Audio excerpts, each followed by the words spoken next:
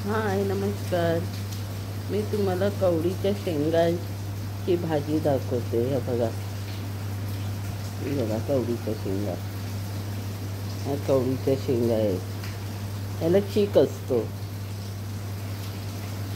याला. याला आता मी साफ करणार आणि बारीक चिरणार. हे बघा, मी 10 मिनटं भिजत ठेवलेली. 10 मिनटं भिजत ठेवलेली आणि आता उकळायला टाकते.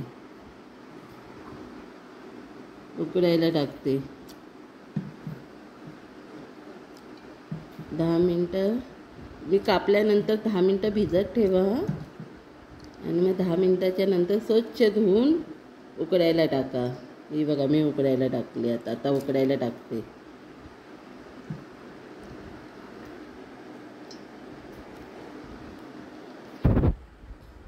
ही बघा, उकडते कशी भाजी. तिला चांगलं शिजवायला पाहिजे ना. उकडते. आता 10 मिनटात उतरेल तिला मी आणि थंड करत पिळून घ्यायची. त्याची कृती दाखवते तुम्हाला. असं ती कडू असते ना जराशी, म्हणून उकडून घ्यायला लागते तिला.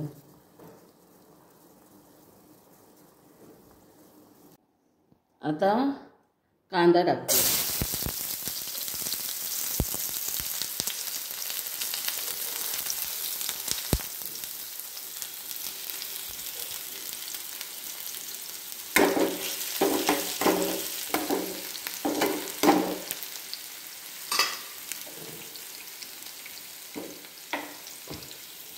आता हे 2 चमचे तीळ घेतले. तिळकूट घरी केलेले आहेत. ह्याच्यात कालवणार. हे असं कालवायचं.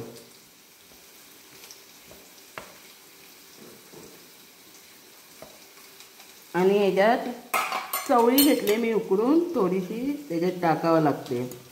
ते ह्याच्यात टाकणार.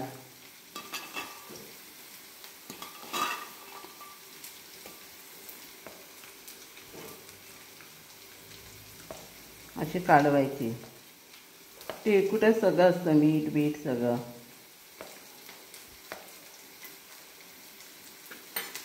आता हा कांदा लाल करते.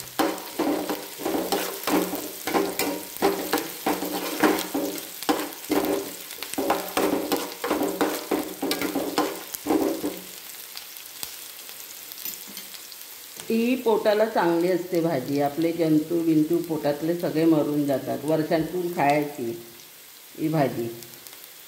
ही रानातली भाजी असते. आपल्या पोटात काही जंतू असते ते मरून जातात.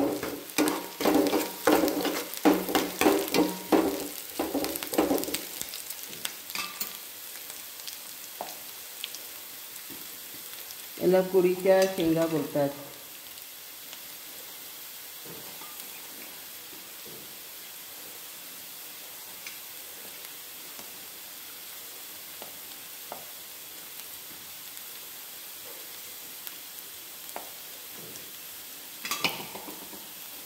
कांदा आपला झाला लाल.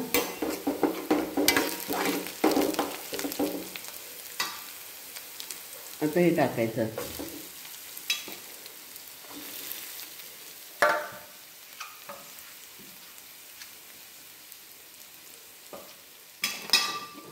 आता खाणं वरण घ्यायचं त्याला हलवून.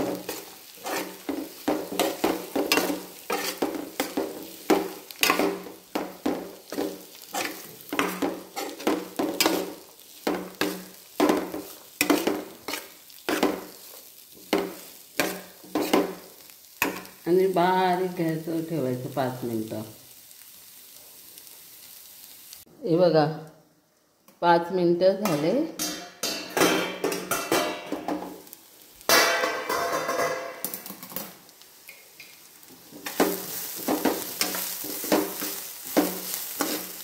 ट्राय करून बघा. तिळकुटात छान होते भाजी. खाऊन बघा, छान होते भाजी. त्याच्यात कोण पावटे टाकतात, कोण शेंगदाणे टाकते. मी चवळ्या टाकल्यात, बारीक चवळ्या.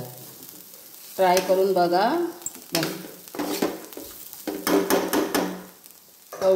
कवडीच्या शेंगाची भाजी ट्राय करा. लाईक करा, शेअर करा, सबस्क्राईब करा, बेल आयकॉनवर टिक करा. धन्यवाद. नमस्कार.